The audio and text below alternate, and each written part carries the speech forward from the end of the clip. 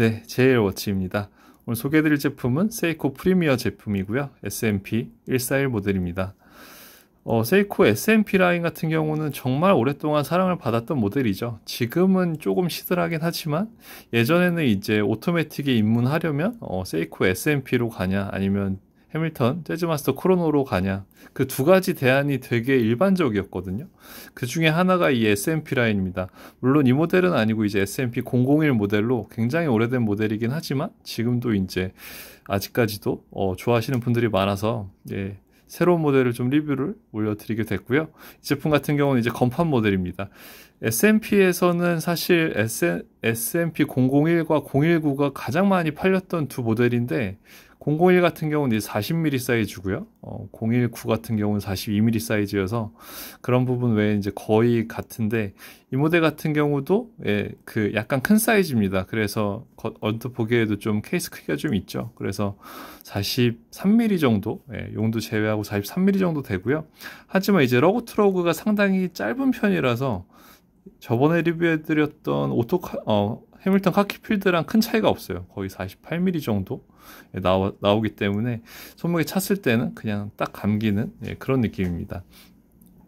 이 시계는 워낙 드레스워치로도 사랑을 많이 받았고, 그리고 뭐 제가 따로 리뷰를 안 드려도 워낙 많은 분들이 알고 계시겠지만 일단은 드레스워치 하면은 그냥 좀 정장에 차분하게 좀 깔끔하게 찬다는 그런 느낌인데 이 제품은 드레스워치긴 하지만 굉장히 좀 화려한 편이고요. 그리고 기능들이 상당히 많이 들어가 있습니다. 그래서 일단은 키네틱이라서 완전한 오토매틱은 아니지만 약간 반자동 느낌이라고 보시면 될 것 같고요. 그래도 이제 흔들어주면은 사각사각 소리가 나면서 태엽이 감기는 걸 느끼실 수 있습니다. 그리고 오토 릴레이 기능이 사실 SMP에서 상당히 좀 좋은 기능이죠. 오토시계 같은 경우는 뭐 2, 3일 안 차면 멈춰서 다시 이제 흔들어주면서 태엽 감아주고 그렇게 해야 되는데 이 제품은 이제 며칠 안 차면 시간은 멈추지만 그 다시 흔들었을 때 제 시간을 찾아주는 그 기능이 오토 릴레이 기능이거든요. 그래서 그 기능 때문에 사실 또 많은 사랑을 받았던 모델이 아닌가 싶습니다.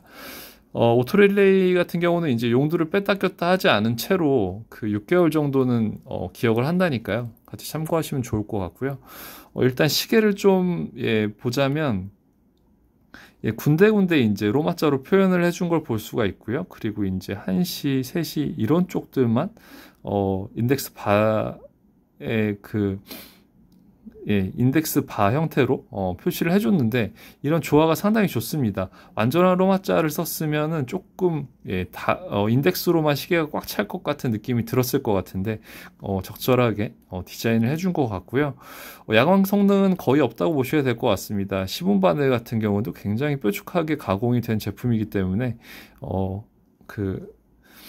야광 같은 거는 그냥 버리고 정말 디자인에만 집중을 해준 걸 볼 수가 있습니다.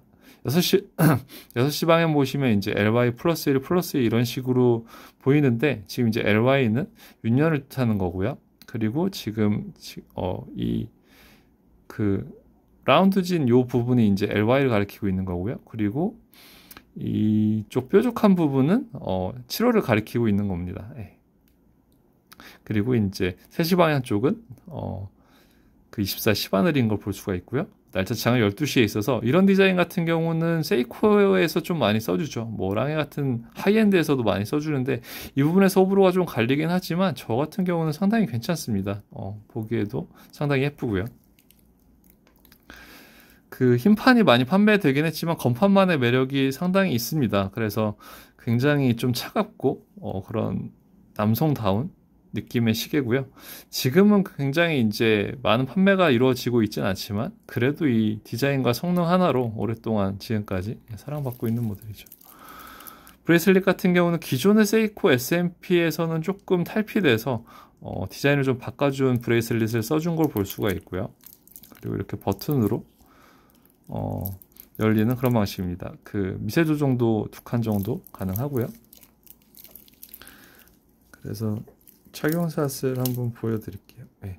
시계가 43mm 드레스워치이기 때문에 제 손목이 17cm인데 상당히 큰 느낌이긴 하지만 그래도 러그투러그는 손목 안에 들어오는 걸 확인하실 수가 있거든요. 그래서 이런 부분이 조금 위안이 되지 않을까 생각이 좀 듭니다. 그래도 저보다는 좀 두꺼운 분들에게 추천을 드리고요. 한 17.5 이상부터 18cm면 더 좋겠죠. 예, 그런 분들께는 좀 잘 어울릴 것 같네요. 예.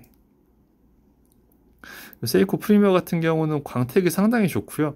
다각도에서 볼 때마다 시계의 느낌이 다르기 때문에 되게 이런 부분이 세이코를 고급스럽게 해주는 것 같습니다. 그래서 저는 항상 이제 이 S&P가 보통 가격이 병행 같은 경우는 이제 60만 원대 많이 형성이 되어 있고 백화점에서는 100만 원대 많이 팔거든요. 근데 이제 만약에 이제 100만 원대면 또 대안이 좀 여러 가지가 있는데 한 60만 원, 70만 원 그 사이에서는 사실 세이코 드레스워치가 상당히 독보적인 것 같아요. 예. 이 정도 가격에, 이 정도 기능에, 이 정도 디자인을 해주는 곳이 그렇게 많지는 않은 것 같습니다. 라이벌 업체인 시티즌도 사실 드레스워치 요 라인들이 좀 약하기 때문에 그래서 더 오랫동안 주목을 받았던 모델이 아닌가 생각을 좀 해봅니다. 이 시계에 특이점이 있다면은 케이스 이 러그 쪽일 것 같은데요. 이 러그가 상당히 굉장히 두꺼워요. 이쪽은 얇은데 밑으로 내려가면서 더 두꺼워지는 이런 방식은 사실 다른 브랜드에서는 찾아보기 힘든 그런 타입이고요. S&P는 이렇게 기능이 많은데도 불구하고 용도 하나로 다 작동이 가능합니다. 예. 그래서 측면에서 봤을 때 또 다른 느낌이 들고요. 다방면에서도 이렇게 시계를 좀 보여드릴게요. 예. 무브원트 같은 경우는 7D 오리온 무브를 써서 세이코 키네틱 42mm에 거의 다 들어가 있는 무브라고 보시면 될 것 같고요. 그리고 방수는 10기압이니까 기본 방수 혜택해줬다고 생각하시면 될 것 같습니다. 네. 네, 이렇게 해서 오늘은 세이코 드레스워치 S&P 141 모델 리뷰해드렸고요. 다음번에 또 다양한 세이코 시계들로 리뷰 올려드리도록 하겠습니다. 감사합니다.